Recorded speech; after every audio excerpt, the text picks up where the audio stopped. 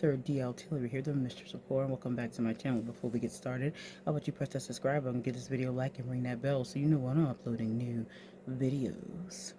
Welcome back to my channel, and we are in the thick of April. So this is the first Sunday of April, and I'm bringing you a tag video, which I have not done a tag video in a minute, but I decided I was going to jump on this one, and I have a quite few in the fire that I really want to do. So this is the first to bring back me doing tags. This tag is called the Life Tag, and it was created by Mr. Morningstar over at Mr. Morningstar Books. So make sure if you're not subscribed to his awesome channel, please go and roll on over there and subscribe to his channel. Question number 1. Name a writer that makes you grateful to be alive simply because you get to read their work.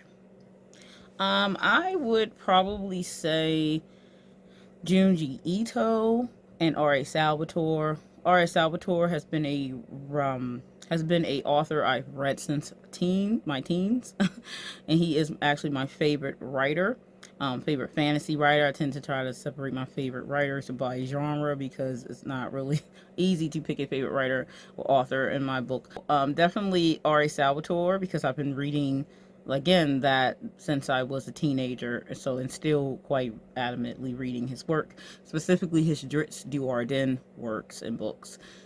Amazing writer, great fantasy, the character is amazing, so a lifelong of time of reading in this case. And then Junji Ito is one of my favorite horror writers of today, because I have a lot of favorite horror writers of past day who are no longer with us. So Junji Ito definitely. I buy all his stuff. I pre-order his works before they come out. He does do manga specifically, so graphic novels.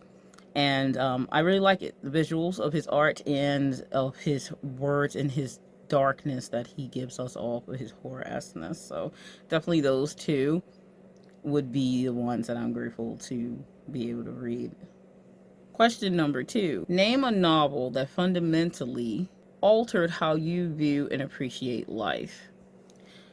Oh, I read a lot of fiction, so I know some people may not pick something that is fiction based, but I'm going to definitely say Lord of the Rings by J.R.R. Tolkien, because of the thought behind the story, that someone small can make a difference, that someone small can be the hero, and that could be small in size or and status, being small in status and things like that. So I think that helps you think that, anything's possible if you just give it all you can, and that you can make a difference, whether that be in your life or in others. Whatever your goal is, you can manage it no matter what your background is. So I think that would be one of the biggest things. Lord of the Rings, the way that story's played out, the way that story is structured, really got that message across. Hence why when the films were made and it kind of left the focus of the reason of that story, it really bothered deep fans of J.R.R. Tolkien. So definitely Lord of the Rings. Question number 3. Many of us value creative lifestyles. If your life was limited to only creating art or only consuming art, which would you choose and why? This one is a little difficult because I have a background in different art forms, and I do count creative writing as an art form. But if we're going to go away from the writing aspects, I would definitely say performance art, because I am a performance dance artist, and I've done that since I was a child, and it's very expressive. I've expressed myself emotionally multiple times, many times. Mostly every piece I've ever put out was based around a reason, was based around emotion that I was feeling at the time. If something was going on in my life, I would express it through a performance. So, or people were bullying me or attempting to bully me online, I even made dances based around that. So yeah, definitely I would pick dance performance art, as that, and that's why, because I feel I can express and I can tell stories through that too. I've done that many a times, so it still runs back to my writing being etched into my dance history, because I can tell stories through movement. So definitely performance dance art. Question number 4. Life is often hard, but tell us about a positive transformation you've experienced, rather physically or psychologically. Yes, life definitely is hard, and I've been through it, to say the least. Um, but something positive, a positive transformation. I would say when I gave birth to my daughter. And before I had my daughter, I would have probably said something completely different. But that was a complete transformation of when you give birth to a child, it's like giving a part of yourself. So I lost a part of myself in giving it into her, and then became my true self, if I can say that. Not that everyone needs to give birth in order to get to this, but I feel that that was my moment of positive transformation. I became who I am now, and I like who I am now.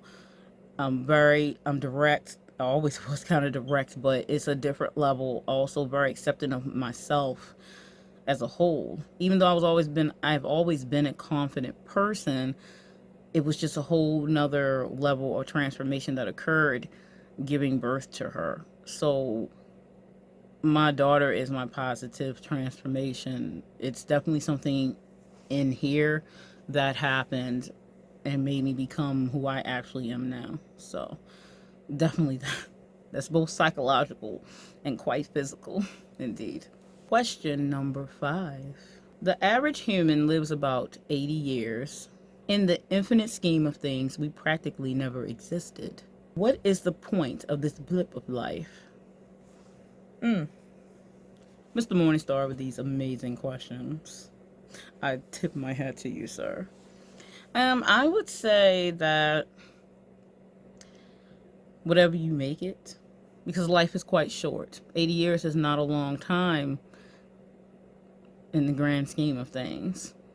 You have to realize that you are a speck of dust in the universe of no one gives a fuck.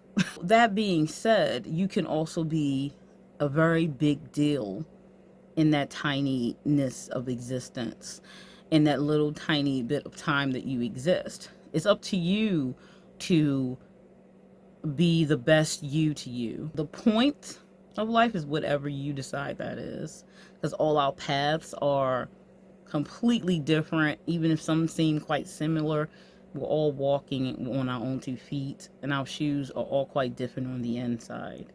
So make life what you want it to be. Whatever that is, go for it. I plan to. Question number 6. If you have struggled with thoughts of ending your life, what stopped you?